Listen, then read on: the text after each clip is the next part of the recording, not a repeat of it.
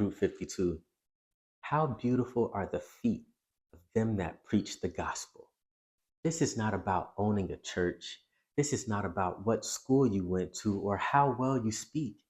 This is about sharing with someone for the first time the transforming power of Jesus Christ in your life. This is about visiting someone when they're sick, giving a meal to someone who can't feed themselves. This is about giving money to someone who could never pay you back. Because the good news of Jesus Christ is explained with words, but it's expressed through our actions.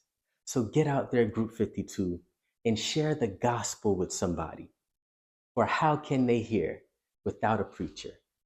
God bless you. Share the word and have the best week of your life.